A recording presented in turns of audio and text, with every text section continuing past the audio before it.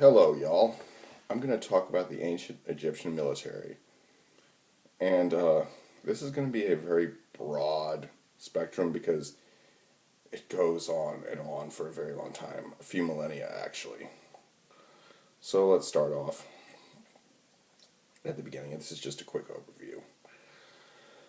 The Egyptian military, there really wasn't a standing army.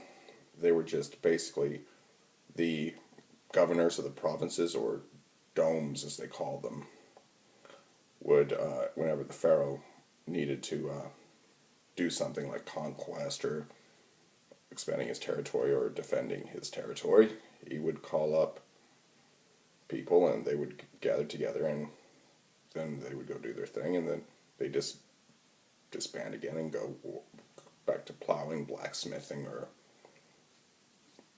landscaping, or building the pyramids, or whatever. And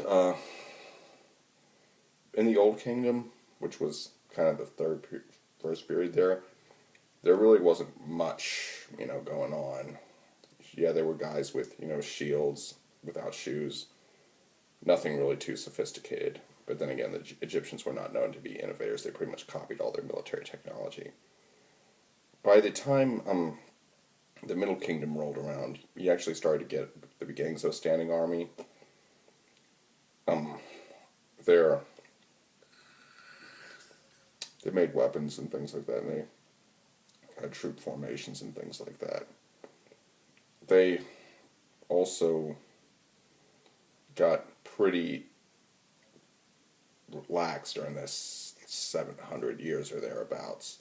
They didn't really fight any major battles. The pharaohs just kept building monuments to themselves.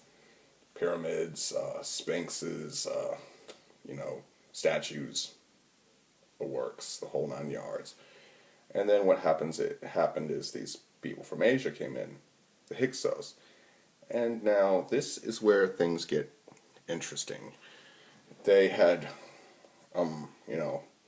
composite bows, which could shoot a lot better than the Egyptian bows. They also had chariots. That was a real game changer. And they also had body armor.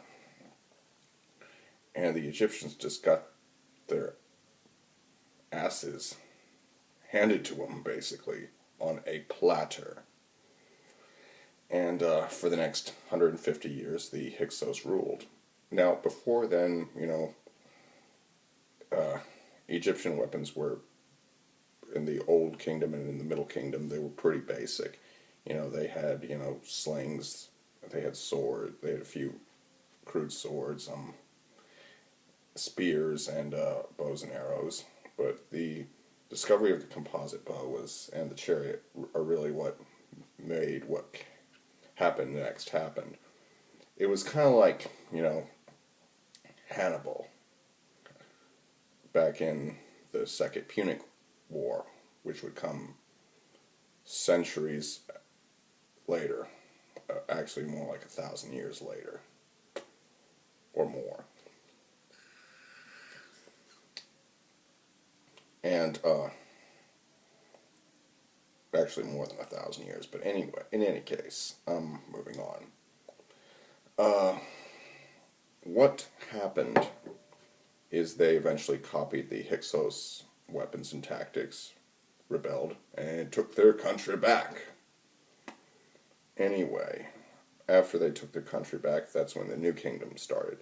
They had standing armies, and there were three major branches: the infantry, the chariots, and the navy. Now, when you got into the New Kingdom, which is what happened after the Hyksos were driven out after 150 years, that's when things start getting interesting. They begin their real big expansions, like into Nubia and things like that. And they continued the age-old tradition that had existed since the Old Kingdom of using mercenaries, but they also got really big on using captured prisoners, as incorporating captured prisoners into their army as well. And it worked out pretty well, they became a regional superpower. There really weren't any superpowers until the Persian Empire, which conquered them eventually.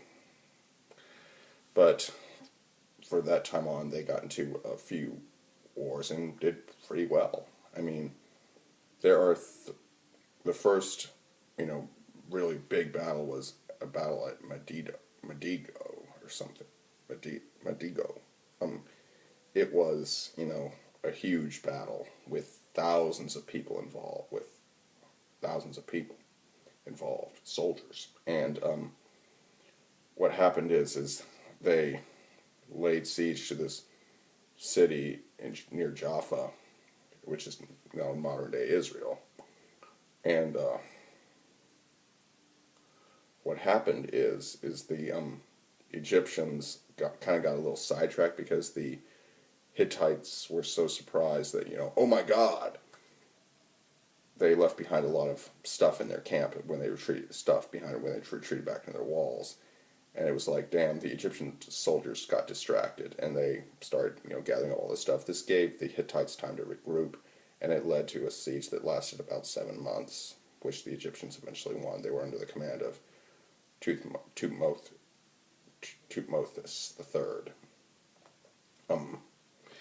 He was pharaoh, obviously, and needless to say, the pharaoh was the commander-in-chief of the army and the navy, and pretty much everything else in Egypt. But anyway, what happened is about 200 years later, this guy named Ramses shows up, and he gets into a fight with the Hittites again, and they meet at Kadesh. And now Medigo, how do you pronounce? I'm trying to remember how to pronounce it. Medigo or something like that. Anyway, Medigo and Kadesh, those are the two first battles that we have detailed recordings of, thanks to hieroglyphs. And they both occurred. The first one occurred in the year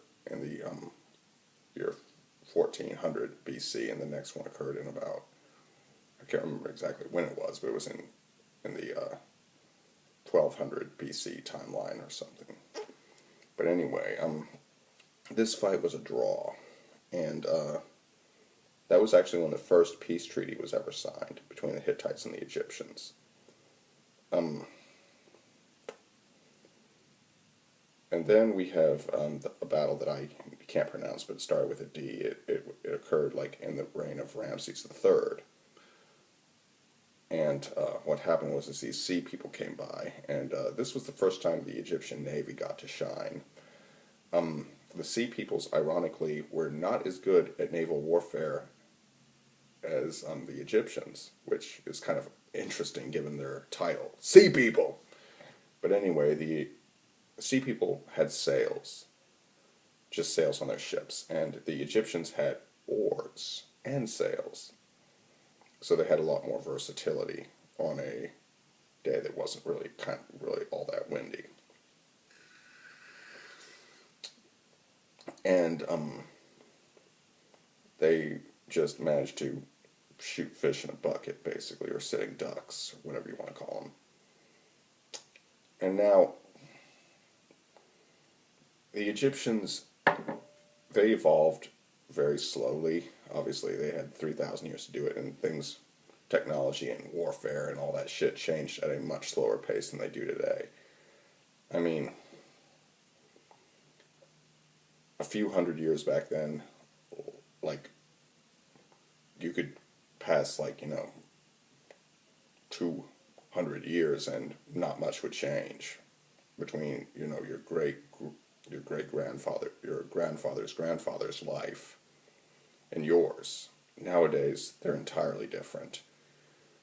Our lives now are much different than they were 10 years ago, and they will be much different 10 years from now. And the fact of the matter is that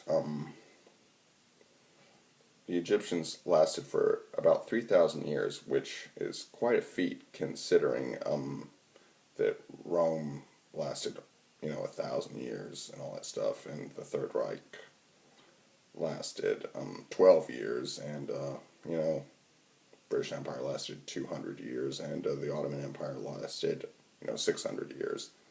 I could go on and on and on, but the Egyptians had pretty good staying power despite their shortcomings.